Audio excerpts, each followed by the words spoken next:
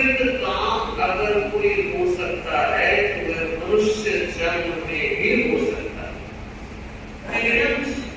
माना कुछ तेरे जगते में भी श्रावक होते हैं, वे भी सामायिक व्रत पोषण करते हैं और उनका भी देवलोक गमन माना है, 8वें देवलोक तक तिर्यंश जा सकता है। लेकिन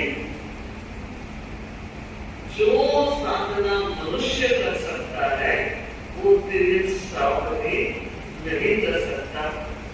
न नारकी में संभव है न देवगति में संभव है।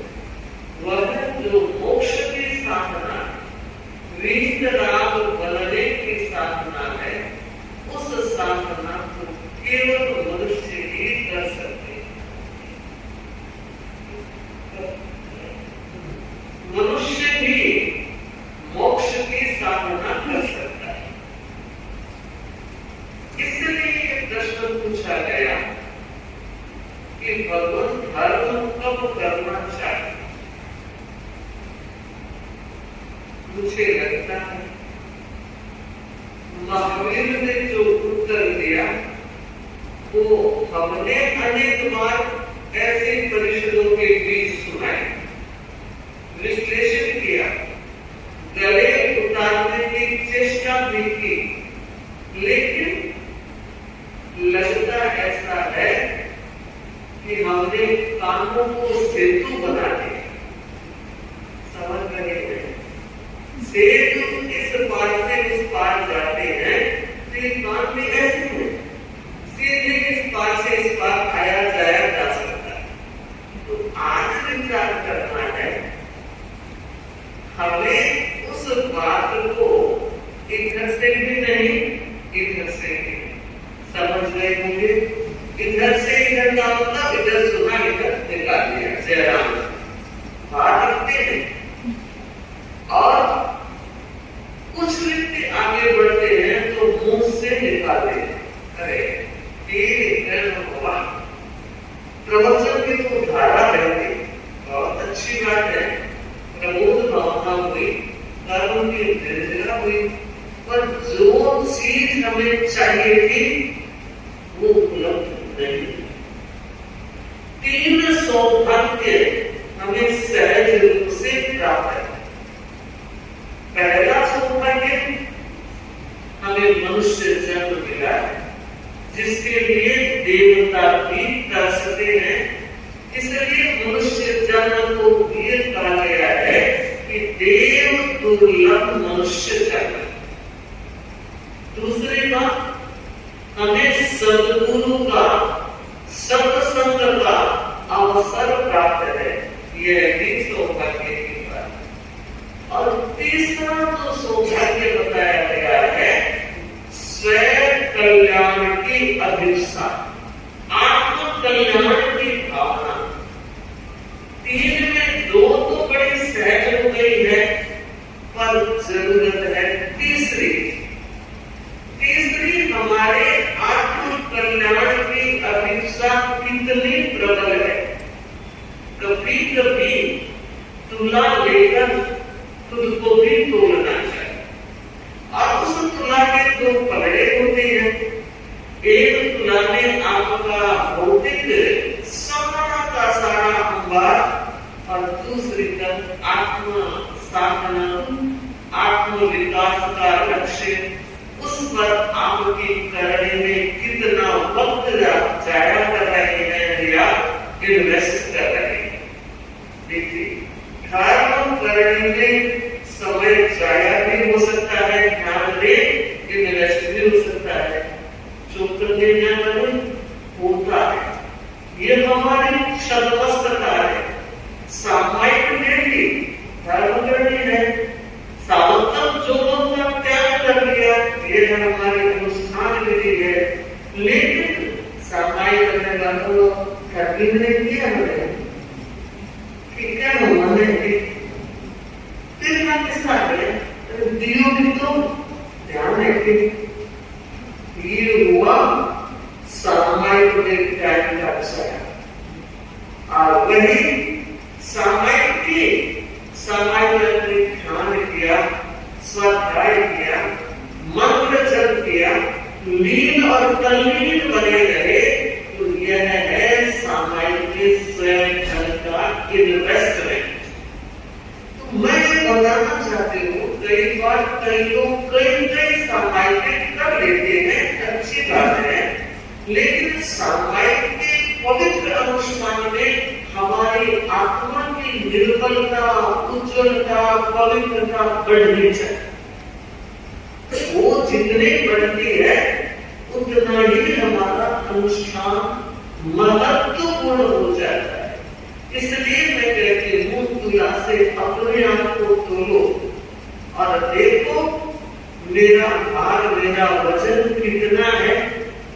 और इस बात को याद रखिए, वजन जितना ज्यादा होगा, अगर पदार्थों का वजन ज्यादा है तो आप नीचे की तरफ जाएंगे, और धर्माचरण का वजन अच्छा है तो आप ऊपर की तरफ जाएंगे। देखिए, एक वजन नीचे की तरफ ले जाने वाला है, एक वजन ऊपर की तरफ ले जाने वाला है। जब जब कोई व्यक्ति की स्मृति सभा मनाई जाती है, गुणगान किए जाते हैं और पूरी पीढ़ियां बोली जाती है, मुझे लगता है जो व्यक्ति गया, उस व्यक्ति के जीवन की जो अच्छाइयां थी वो एक एक पारिवारिक जन ग्रहण करे, तो मुझे लगता है उनकी स्मृति भी सार्थक हो सकती है। तो मैं बात ये कह रही थी कि भगवान ने जब कहा जरा जाओ न फिरे, जब तक बुढ़ापा पीड़ित न करे, उससे पहले धर्म कर लेना चाहिए। क्योंकि पता नहीं है बुढ़ापा आएगा, यह तो पता है, पर बुढ़ापे में हमारा संतुलन, मानसिक संतुलन, शारीरिक संतुलन, वैचारिक संतुलन कैसा रहेगा पता नहीं। एक भाई आया और कहते हैं, मां महाराज आजकल मां को स्मृति नहीं रहती, 10 रुपए को 100 रुपए, 100 को 5 रुपए, कोई कहता है मां 10 रुपए चाहिए तो 200 का नोट दे दीजिए। लोग कुछ भी पता नहीं है, तो ये बुढ़ापा है, पता नहीं संतुलन कितना रहेगा, कैसा रहेगा। पर ये कहा जा सकता है कि जो व्यक्ति ध्यान नियमित करता है, ध्यान नियंत्रण रूप में करता है, निरंतर नियमित करता है, मुझे लगता है वह व्यक्ति अपने बुढ़ापे को सक्रिय रख सकता है। जब तक बुढ़ापा न आए उससे पहले धर्म कर लो। दूसरी बात, जब तक शरीर में कोई रोग पैदा न हो उससे पहले धर्म करो। शरीर को व्याधि का मंदिर बताया, कभी भी कोई रोग उत्पन्न हो सकता है, न छोटा दिखता है, न बड़ा दिखता है, न बूढ़ा दिखता है, न जवान दिखता है। रोग कभी भी शरीर पर आक्रमण कर सकता है। तो रोग आने के बाद व्यक्ति चिंतन करे, बस अब मैं धर्माचरण राम राम राम राम राम राम भजूंगा, बिंदु श्याम का जप करूंगा, मुझे लगता है संभावनाएं कमजोर है। उस रोग को संभालने में ही, उसकी चिकित्सा में, उसकी व्यवस्था में सारा समय योजित हो जाता है। न केवल रोगी व्यक्ति बल्कि पारिवारिक जनों की दिनचर्या पर भी असर आता है। वे भी उसमें लगकर अपनी दिनचर्या से इधर उधर हो जाते हैं। भगवान ने बहुत सच कहा है, यथार्थ का निरूपण करने वाली उस परम चेतना को वंदन करते हैं कि जिन्होंने हमारे लिए इतने साधना के सूत्र दिए हैं, रास्ता बताया है, दीपक दिया है। पर दीपक हाथ में होने के बाद पूछा तो अंधेरा ही अंधेरा।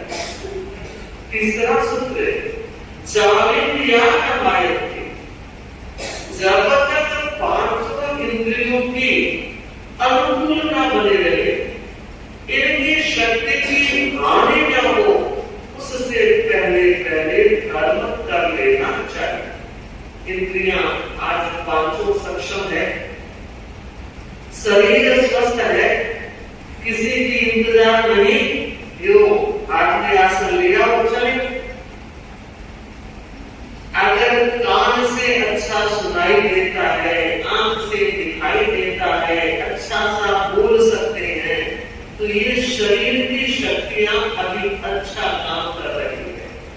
वायु शरीर की कोई भी शक्ति, कोई भी इंद्रिय अगर कमजोर हो जाती है, सुनने में कठिनाई तब भी कठिनाई है, देखने में कठिनाई तब भी कठिनाई है, बोलने में कठिनाई तब भी कठिनाई है। तो महावीर ने जो बात कही है, अब आप लोग मुझे बताएं, समझ में आया? आगे कुछ खाली पड़ी है भाई, देखा जा सकता है। मैं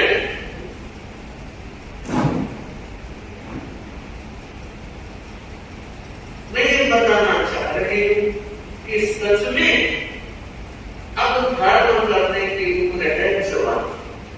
समझ में ये सारी स्थितियां जो होती है वो जवानी में व्यक्ति जो चाहे वो कर सकता है।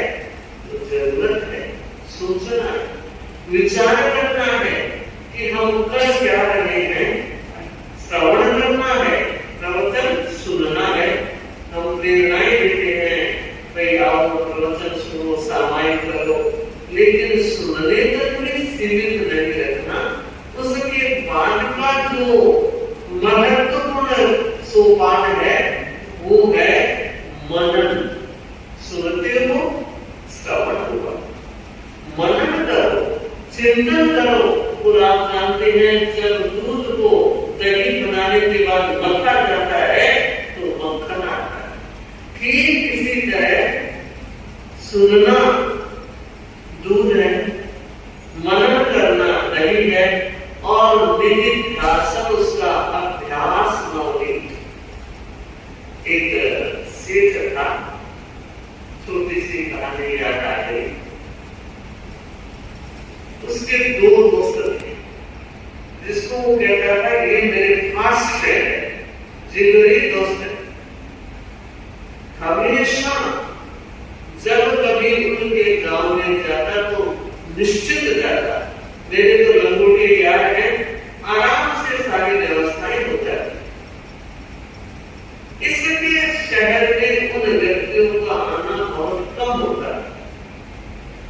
एक दिन संवाद मिला, दोनों दोस्त प्लान करके एक साथ शहर में आ रहे हैं और कहा सेठ हम लोग आ रहे हैं।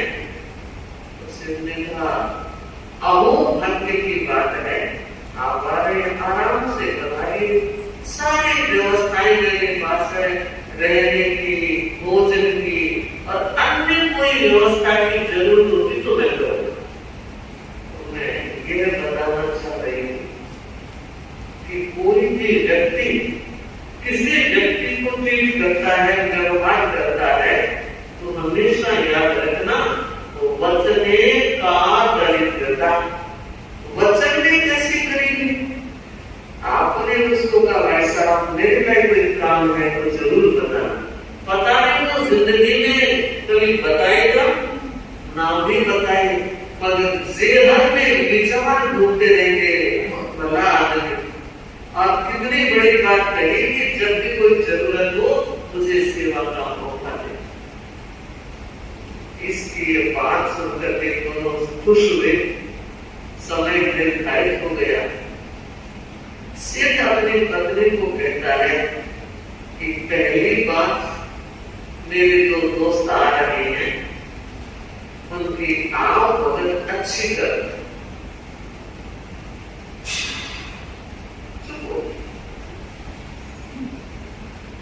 आप तो उनकी अच्छी बुरी क्या होती है कि उनको बुरा माननी, और कभी कभी ऐसा होता है सीधी सी सिंपल सी बात कही थी और आप उसको अलग से ले लेता है, गलत ले लेता है, और छोटी सी बात भी तिल का ताड़ और राय का पहाड़ बन जाता है। मैंने तो शहर में अच्छा करना, अच्छी भक्ति करना, अच्छा व्यवस्था का अवसर रखना, तो कहा मैं यही तो पूछ रहा हूँ, अच्छे का मतलब क्या है? तो कहा अच्छे का मतलब समझाओ। तो मैं कह रहा हूँ कि मूंग की दाल का हलवा बना देना, मोठ की दाल के बड़े बना देना, अच्छी बनती होती है। समझ आता है? एक वाक्य में सब कुछ बोलने पर पता है हलवा बनाना कितना कठिन होता है। मूंग या तो लालचे जहाँ जहाँ दाल को हलवा मैंने था कि भाई मैं भाग्यशाली हूँ, मुझे क्या करने की और करने की जरूरत नहीं है, तुम जैसे भगवान आए।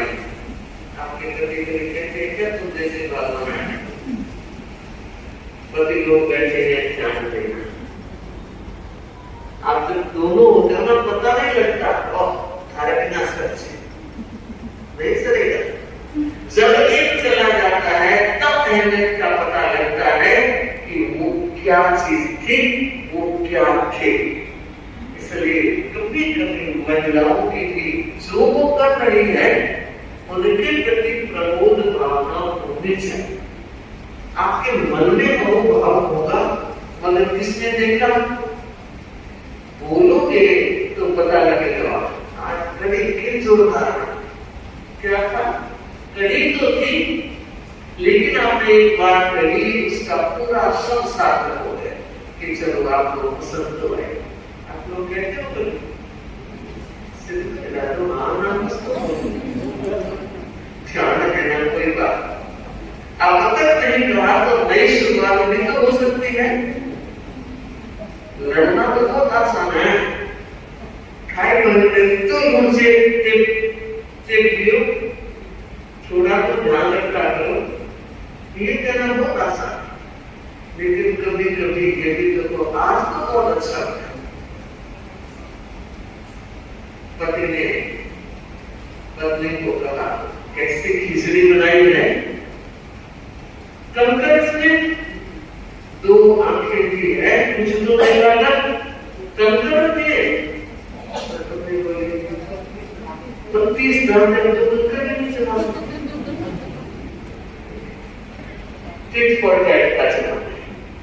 आप जैसा बोलोगे वैसा ही आपको मिलने वाला है। ऐसा भी तो बना सकता है भगवान। ध्यान रखना, दांत थोड़ा कमजोर है, टूट जाएगा तो किसी बिगड़ जाएगी तो भी देखेगा गलती हो गया। हर चीज का जैसा आप चाहते हो वैसा सुधारना, पर करना तो होगा। सब तैयारियां हो गई। पत्नी सब चीज माप के बनाने वाली थी। पैसे की कमी नहीं थी, मगर दिल की कमी थी। पति बाहर कुछ लाकर देता है और कहता है तेरे जैसे इसको मैनेज कर, पर इच्छा तो होनी चाहिए। 4 व्यक्तियों का भोजन बना, 2 आने वाले थे और 2 खुद थे।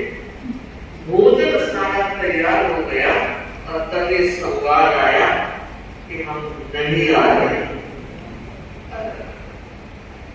पत्नी ने कहा अरे सुबह सुबह पूछ लेते तो कितना अच्छा होता। सब कुछ तैयार कर लिया और अब नहीं आ गए।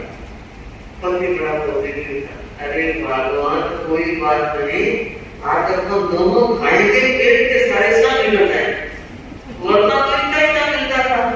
और आज 2 का एक्स्ट्रा है तो एक्स्ट्रा मिलेगा। अच्छे कोई बात। भोजन करते करते पत्नी को कहता है कि रुमाल देकर। पत्नी ने देखा भोजन के वक्त रुमाल, भोजन से पहले हाथ धोना चाहिए, ये तो स्वास्थ्य रक्षा बताते हैं। अब तब रुमाल की जरूरत है और कोरोना ने तो सबको सिखा दिया। अच्छी तरह वो सारे चित्र लगे आपके मां के मन में लगे हुए। कोरोना गया मगर चित्र आज भी लगे हुए हैं। तो धोना कितना जरूरी होता है। पर भोजन करते हुए रुमाल लेकर आई।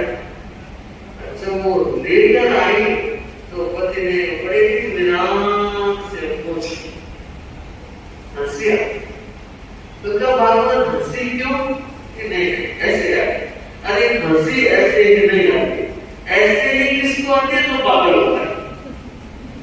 पागल ऐसे हंसता है, रोता है, बोलता है, उसको तो कोई खास बात नहीं। पर आप समझदार हंसे तो समझदार होकर हंसे और कहे ऐसे नहीं पता, बताओगे तो आप नाराज हो जाओ। चलो नाराज नहीं होगा। तब उसने कहा देखो जी, दाल मैंने भिगोई, दाल मैंने पीसी, हलवा मैंने बनाया, सारी मेहनत मैंने की और आपको खाते खाते पसीना आ रहा है। तो तेरा बाप बचाएगा क्या? बचाएगा कौन? तेरा बाप बचाएगा? पसीना तो पचाने में ही आता है। अब मैं भी ये कहना चाहूंगी, हलवा अपनी रोज नई नई डिश लेकर आ रहे हैं और आपकी मन पसंद डिश लेकर आ रहे हैं, पर पसीना तो आपको पोंछना होगा, पचाना आपको होगा। तो महावीर ने जो बात कही, मैं उसी संदर्भ में पूरी परिषद को प्रेरणा देना चाहूंगी कि हमारा यहाँ जो यह प्रवास है वो चिरस्थायी नहीं। हमारा जो यहाँ रहना है उसमें टिकाऊपन नहीं। हम ये प्लान तो बना सकते हैं साल का, 5 साल का, 10 साल का, मगर हमें ये पता नहीं हमारी सिचुएशन क्या है। आगाह अपने मौत से कोई वशर नहीं, आगाह अपनी मौत से कोई वशर नहीं। सामान 100 बरस का और पल की खबर है। हम ऐसे मार्जिन केस पर खड़े हैं। अनेक बार ऐसी सूचनाएं हमने सुनी है, ऐसी स्थितियां देखी है, बिल्कुल हट्टा कट्टा 6 महीने डूब के सुखाओ तब भी कुछ नहीं होने वाला और सेकंड में चला गया। तो यह है हमारे शरीर की सिचुएशन। कुछ भी हमारे हाथ में नहीं है जब ये परवश होते, जब ये बीमार हो गया, अशक्त हो गया, हम कुछ भी नहीं कर सके। इसलिए भगवान महावीर ने ठीक कहा, जब तक बुढ़ापा पीड़ित ना करे, जब तक इंद्रियों की शक्तियां क्षीण न हो, तब तक तुम्हें धर्म कर लेना चाहिए। जब तक व्याधि न आई तब तक भी का धर्म करने का वक्त है। तो मैं भी आप सभी से कहना चाहूंगी कि दिन के 24 घंटे होते हैं, हर घंटे के 60 मिनट होते हैं। 60 मिनट का आप उपयोग कैसे कर रहे हो? केवल शरीर के लिए, केवल परिवार के लिए, केवल रिश्तों के लिए, केवल व्यापार, ये चारों काम तो आपको करने हैं, कर रहे हो। पर मैं पूछना चाहती हूँ, इन चारों कामों का एंड रिजल्ट क्या है? क्या है भाई? कितना खास सामान लेकर जाओगे? इस सामान को ऊपर ले जाने की कोई व्यवस्था नहीं है। कितने ही इकट्ठे कर ले तो हीरे मोती, कितने ही इकट्ठे कर ले तो हीरे मोती, पर याद रखना ये इंसान कफन के जेब नहीं होती। याद रखना ये इंसान कफन के जेब नहीं, कुछ भी नहीं हो जाता। तब विचार कीजिए, जिसको मुझे ले जाना है साथ में, उसके लिए तो हम जैसे साधु संत बार बार कहते हैं, प्रत्येक बन जाते हैं। अभी तो चुनाव की सरगर्मी है, टाइम तो अभी तो घर में शादी का फंक्शन है, अभी तो मॉल का उद्घाटन करना है, अभी तो भूमि पूजन करवाना है, कितने काम है। माना जब तक जिंदगी रहेगी कुशल होगी काम से, जब तक ये जिंदगी रहेगी कुशल होगी काम से। अरे कुछ समय ऐसा निकालो, प्रेम कर लो राम से, कुछ समय ऐसा निकालो, प्रेम कर लो राम से। फिर कहना चाहूंगी, का सिलसिला यूं ही चलता रहेगा। ये कारवां रुकने वाला नहीं है। जब तक सांस चल रही है, जिंदगी चल रही है, कारवां चल रहा है। और जो ही सांसें थमी, सब कुछ समाप्त हो जाएगा।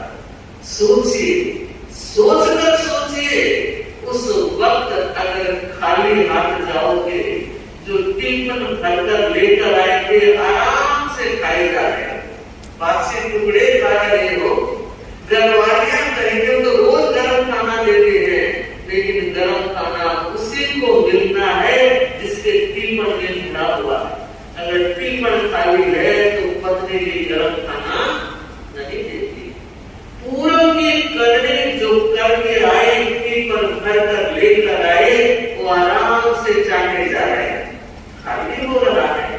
खाते खाते होगा नहीं खाली, पर ध्यान देना है उन्हें उस टिफिन को भरने के लिए कितना वक्त लगा रहे हो। 24 घंटे के 60 मिनट हर घंटे के होते हैं, तो मैं सबसे कहना चाह रही हूँ 60 मिनट में 8 मिनट तो अपने बनाओ। 60 के हर घंटे के 60 मिनट, 60 में 8 तो अपने बनाओ।